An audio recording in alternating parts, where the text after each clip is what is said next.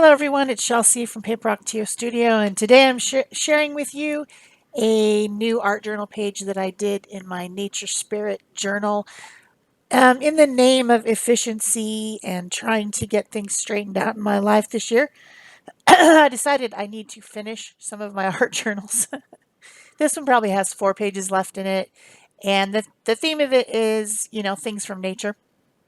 And so I figured I would do a page today. I want to do something. I didn't know what I wanted to do. I just wanted to do something. And I've been and continue to be fascinated with ravens whenever I'm out, like, when we drove up the coast or when we go out into the woods or whatever. I always see these amazing birds. I've seen them everywhere in all the different places I've been. I saw them in Mexico. I've seen them here in the United States. And they just seem to be everywhere. And the ones that I've seen anyway, don't seem to be scared of humans particularly. They just sit there and they turn their head back and forth and look at you with their little eye, and they just seem to know something that I don't know, or they seem to have a secret and they want to share it, but I don't speak Raven. So sometimes they make funny cawing noises. Sometimes they do silly stuff. Sometimes you see them doing really gross stuff like eating carrion or whatever, but they're just interesting, and also their feathers fascinate me because they're so dark, and when you look at them, they're black. They're very black, but yet they have all these kind of rainbow oil slick type colors in them, blues and greens and purples, and so I just find them really cool. And I decided I wanted to draw one. I had this scrap of mixed media paper from a Kansan mixed media um, spiral bound tablet. It's just a piece of the paper that was laying on my desk. And so I started with a Stabilo All pencil, which is a very water soluble pencil. The one that I used was graphite colored gray. And I kind of sketched out my raven from the back, kind of puffing his chest out and holding his shoulders back and just kind of standing there, head slightly tilted, looking at you with that eye. And then I kind of blended out that gray with Pentel water tank brush. And then I decided to get out my Pentel pocket brush, which is a black India ink brush. Interesting brush, very cool. I got it recently at an art retreat, and have been having fun with it. It's if you can hit it while it's still wet on the paper, you could blend it.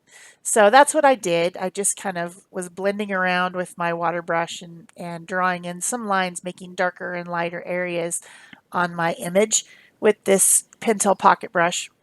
Then I also, one of the things I'm trying to do is use some of the things that I don't use very often. And I have this set of Stabilo, which is again the same as the pencil that I use. It's the same brand, but these are called woodies, and they're like kind of a fat, uh, water reactive pencil, or maybe you might call it a crayon. I mean, I think it's kind of a pencil, but it's fat, um, more like a child size, but very smooth, very easy to blend with water. So I decided to put in some of those colors into the feathers that I was talking about, the kind of blues and purples, to give them kind of that reflective, um, I don't know, oil slick type sheen that they have, trying to get, to portray that type of an idea. Still black, but not completely black. And then I decided it needed a background, so I used the Stabilo woodies some more, the red, the orange, the yellow, to kind of make a warm, radiant background around the outside of the bird. And I blended that again with that same water tank brush. And I was pretty happy with this. It came out the way I intended. I think it portrays what I was trying to do, with just off the cuff morning drawing.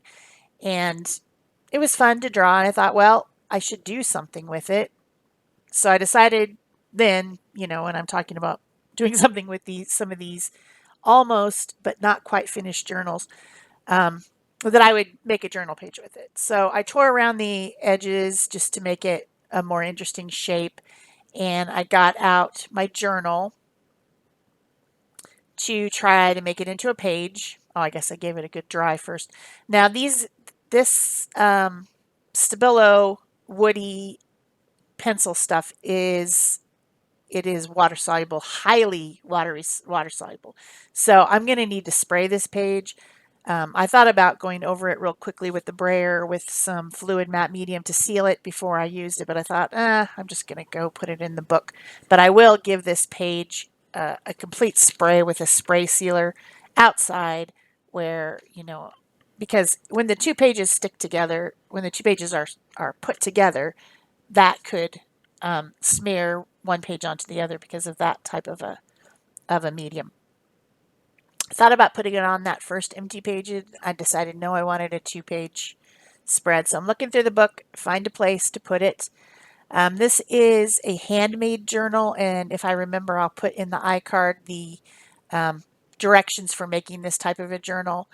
I made this a couple years ago, and then it was for a journal page swap all around. It went to Australia, it went to Europe, it went all over the place. It was the idea was to mail it each month to a new person, and then at the end of the year you get it back, and it's got all different people's art in it. And since I got it back, I've continued to add to it because it needs to be finished. So every once in a while I make a page in it, and that's what I'm doing today is making a page. And I decided to collage on the background since I'm already going to be sticking this piece of mixed media paper on there. I might as well make a little bit more texture by putting some different collage papers. And these are just literally, I'm not even lying, pages off the ground in my studio that have not been cleaned up.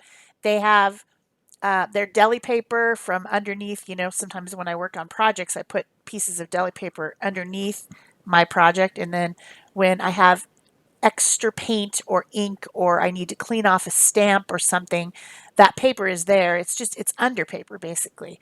And I don't keep it until it's completely covered with gunk because when I'm making a video, I want the desk to look somewhat, not 100%, but somewhat clean and organized and easy to see the project and not be distracted by the background.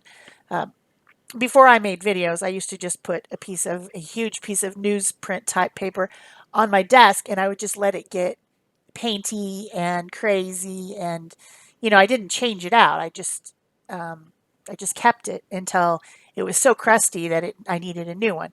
But since I've been making videos, I think that background paper is distracting to the eye, so I don't keep it anymore. So um, I use pieces, and then when they have some paint on them, I just put them in a stack, and then later I might gel print on them or do something. But these ones, they haven't had anything done to them. They're just extra paint scraped on deli paper, or there's a little bit of stamping where I've cleaned off a stamp on some of them. There's some pattern on there, and these type of things, don't throw them away. They make great collage paper. They make great backgrounds. I'm not trying to make a specific thing in this background. I'm just adding some color and pattern, and it's so easy to do with this type of junky paper. Just throw it on there with some gel matte medium and a collage brush and just, go for it. So then once I had some of those pieces in the background and I am looking for similar um, colors to my focal point here. I am looking for some oranges and some yellows and those colors that I chose when I scribbled on the background onto my Raven piece. And then I also have this piece that has some scraped extra black paint on it. And so I'm just kind of making sort of a perch or a horizon line at the bottom of the page with some of that black paper. Then I'm sticking on my Raven on the mixed media paper, and I tried not to get any of the glue on the top. I tried to only put the matte medium on the back and then just use my used credit card gift card thing to kind of scrape it down and make sure that it's firm on there. But the reason that I didn't go over the top of it is because of that water soluble color on there that would smear. It would definitely smear if I took that collage brush and went over the top of it like I normally do when I'm collaging paper down. So It's stuck on the back, but it's not covered on the front. It's not sealed in. But I will do that with spray sealer later when it's all dry. Take it outside and give it some matte spray over the top of it to get everything sealed. So then I went ahead and gave it some drying time with my heat tool just to, get it some of that glue and medium dry. And you got to do that if you're in a hurry. I mean, you could walk away, walk out of your studio, go somewhere else and do something else, go make some breakfast or something and then come back. But I just tend to be too impatient and I want to get my project done, so I just I dry things with my heat tool. So then I got those Stabilo woodies back out and I'm holding them on the back, trying to get a very loose, scratchy, scrapey kind of plant looking thing here with these. If you hold something on the back of it rather than right up like where when you're writing, you put your fingers right next to the tip. You hold it tight and you keep it very controlled. If you hold in the back of it and just kind of let your wrist move and flop around, you can get a loose looking, more, I mean, some people call it painterly. Obviously, this is drawing, so it's not painterly, but you know what I'm saying. It's loose, it's free, it's not something that I'm drawing a specific shape very carefully. So I used the lighter blue that I had started with on the feathers, and then I brought in some darker blue and a little bit of black. I blended it a little bit with my water brush, and then I have these extra things that are just in this little bin on my desk. There's some letters, there's some little pieces of die cuts that I didn't use on another project, and I decided to stick a few of those on there. I started out with my glue stick, which should have worked, but when I was pressing it down, it kept getting dirty because I don't know why, and I wasn't happy with it. So I switched to the I craft, I think it's called, mixed media glue. It has a very fine tip, so I can put it on these very small die cuts. These are from a Tim Holtz Thinlits set, and I had cut them out for a different project, I think over Christmas time, and just didn't use them. And I thought about using some of those random letters that I had, but I decided not to. Decided instead to stamp some words onto this. So I went to get a stamp set, which is an old one from Stampin' Up. It's a collage or ransom letter type alphabet stamp set. Oh, I also put some splashes on there with a white Posca pen and a black Posca pen and dried those up real good. Then I stamped the words on there, and yeah, okay. I guess I'm still drying. I probably should have cut out some of this drying. I'm not sure what happened. Anyways, there's the stamp set. There's the Memento ink pad. It's black. I stamped wise because I think that these ravens seem to have some type of secret, like they know something that you don't know. I don't know. That's just the impression I get. And then underneath it, I used a black Posca pen to kind of darken it up because it wasn't dark enough for me after stamping. And then underneath it, I wrote eyes, like wise eyes, wise-eyed raven. So that was pretty much for this. What I did for this page. It was fairly quick. It took me about an hour, and pretty fun for a morning exercise when you don't really know what you want to do, but you know you want to do something. If you've enjoyed this video, don't forget to give it a thumbs up and leave me a comment or question below. Subscribe if you haven't already. You can turn on your notification bells so you know when I have a new video, which is usually about every other day. And of course, share this if you like ravens and you're into it. And that's it for me for today. Thanks. Bye-bye.